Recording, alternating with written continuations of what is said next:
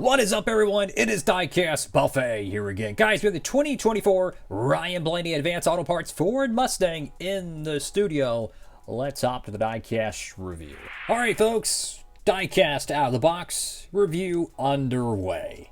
So this paint scheme, I believe, won Iowa. I'm not really sure how many different variants there is. You know, there might be a few logos changed. But regardless, Advanced Auto Parts got their first or second win with Ryan Blaney in his NASCAR Cup Series career at Iowa in 2024, which happened to be the first ever NASCAR Cup Series race there.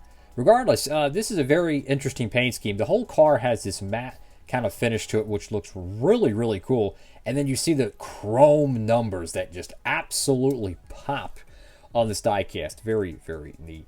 Of course, picked this one up from our good friends over there at Circuit Diecast. You can too, guys. Still in stock. Check it out. See if it is. And you can get your copy today. Make sure you use promo code Diecastbuffet.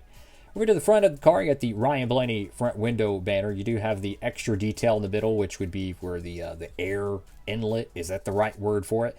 That allows the air to travel through the car.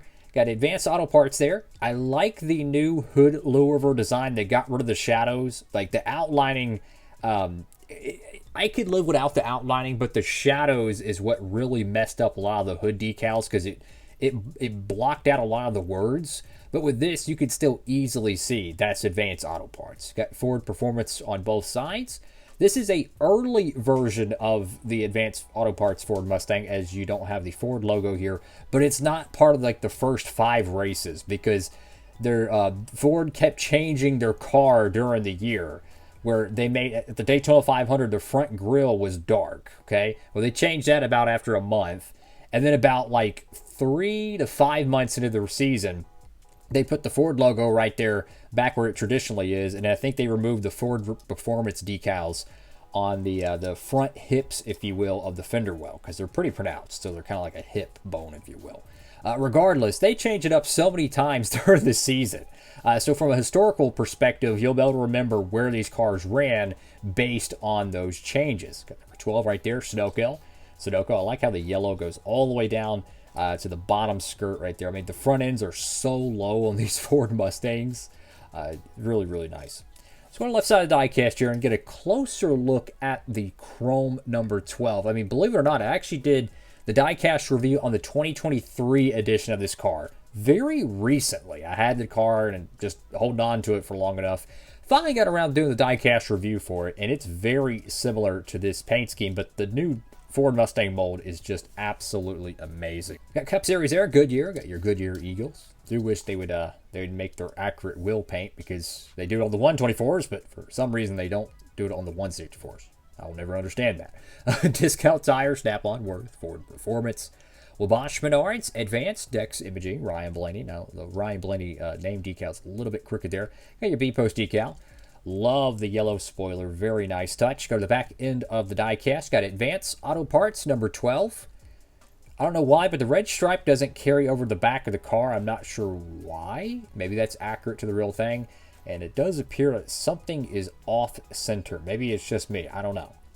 Go to the right side of the diecast. Once again, chrome numbers on a matte finish car just hit differently. It's so cool. Like I love when they make some of the decals. We've seen this on the Xfinity cars where like the actual wrap, like the words and stuff will be gloss, but the actual paint of the car will be matte finish, and it creates this sheen texture, if you will, to the paint scheme, and it's very, very cool. Go to the top of the diecast, you have the non-reflective chrome 12. I don't know why, but it does look like it has like a texture color to it. I don't know if that's supposed to mimic sparkles. I have no idea, but it does look like the red 12 has like glitter in it. You see those little white particles? Did they try to mimic it by, because they don't put the chrome numbers on the car, but it almost looks like they printed that number 12 with metallic in it. I have no idea why. I don't think I've ever seen that on a next gen car. Go to the back window with Blaney, and then you have Advanced Auto Parts on the deck lid. Guys, this is a great looking diecast, especially if you're a Ryan Blaney fan or you plan on picking up the Iowa Cup win in the 164 scale. Why not pick up the clean version of it? It will give you something really cool to display in your display case, having the clean version and then kind of the raced version.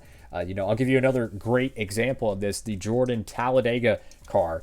This one right here, you could pick up the clean version and then the Talladega race twin, and it gives you a great 2-car set of what the paint scheme looks like stock, and then naturally how it looks after all the confetti and, Talladega happens. So I love that. I love seeing when paint schemes get both runs produced, the clean and the raced version.